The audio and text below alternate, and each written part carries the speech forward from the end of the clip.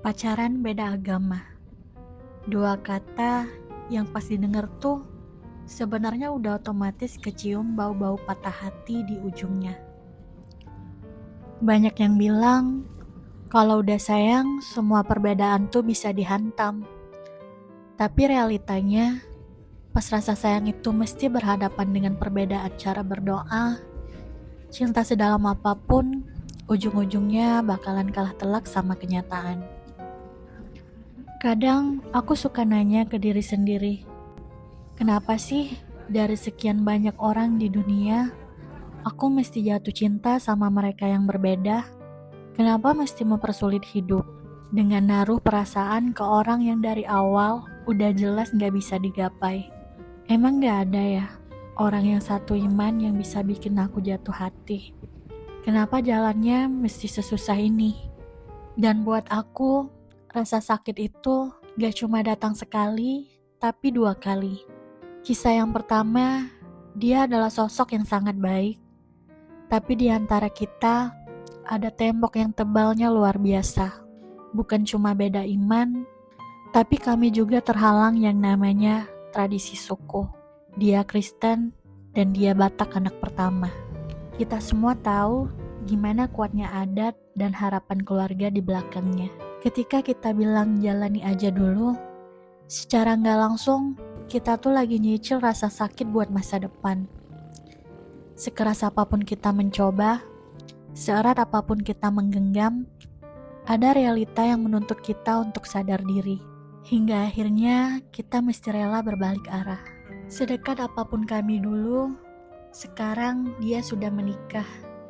Sudah bahagia dengan orang yang satu suku dan satu iman dengannya.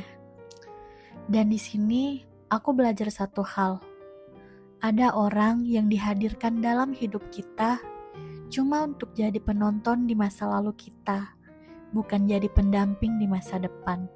Belum sempat luka lama itu sembuh total, semesta bercanda lagi. Aku jatuh cinta untuk kedua kalinya pada orang yang berbeda lagi. Di hubungan kedua ini, aku bahkan sempat mencoba untuk mengalah. Aku sempat melangkah lebih jauh dengan ikut ke gerejanya. Aku mencoba melihat dunianya, mencoba merasakan apa yang dia rasakan, mencoba mencari tahu, bisa gak sih kita cari jalan tengahnya? Tapi justru di tempat itu aku dapat jawabannya.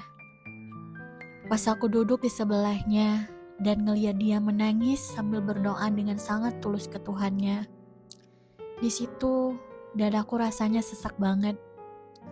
Di situ aku langsung tersadar kalau tembok di antara kita terlalu tinggi. Melihat dia yang begitu khusyuk di rumah Tuhannya, aku sadar dia gak mungkin aku ajak ke duniaku. Dan aku pun gak berhak buat narik dia keluar dari zona ternyamannya. Cuma demi ego romantisku. Tuhan yang dia sembah dengan air mata itu adalah pegangan hidupnya. Dan meminta dia mengorbankan itu demi aku adalah hal paling jahat yang gak akan aku pernah mau lakukan. Akhirnya kita sadar sebelum semuanya terlambat, kita memilih pisah justru karena kita saling menghargai iman masing-masing.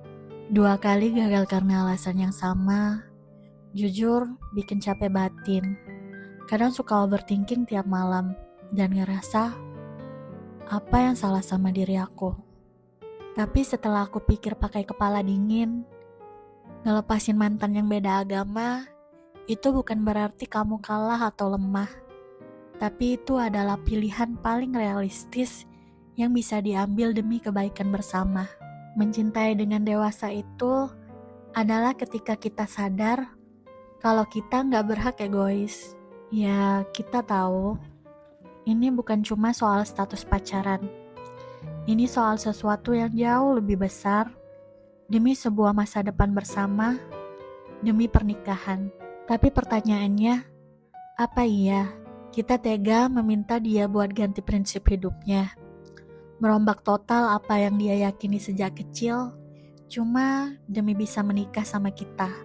Begitu juga sebaliknya. Memaksakan 2 hal yang dasarnya beda buat dipersatukan dalam satu rumah tanpa ada titik temu cuma bakal bikin lelah batin yang gak ada ujungnya.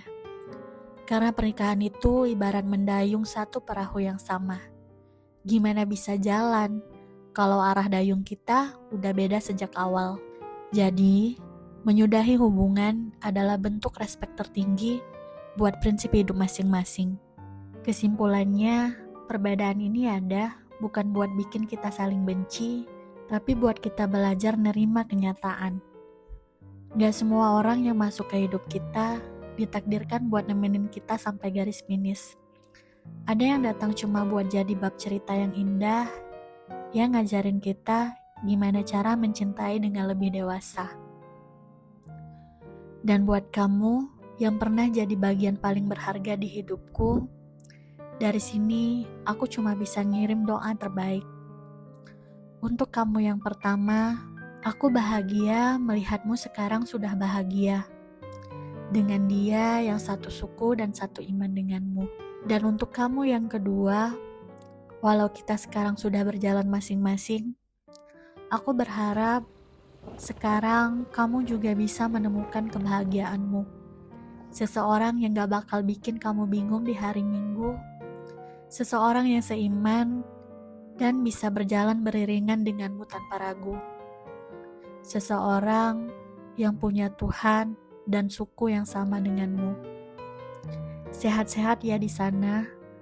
Berbahagialah sama pilihan yang udah kalian ambil. Oh iya, buat kalian yang lagi dengerin video ini, gimana kabar hati kalian hari ini?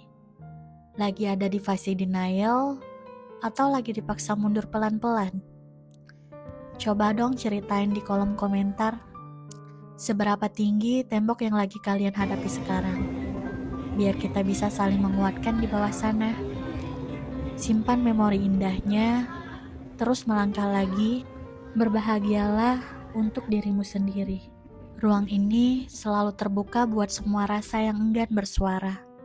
Aku Deci, sampai bertemu di cerita selanjutnya.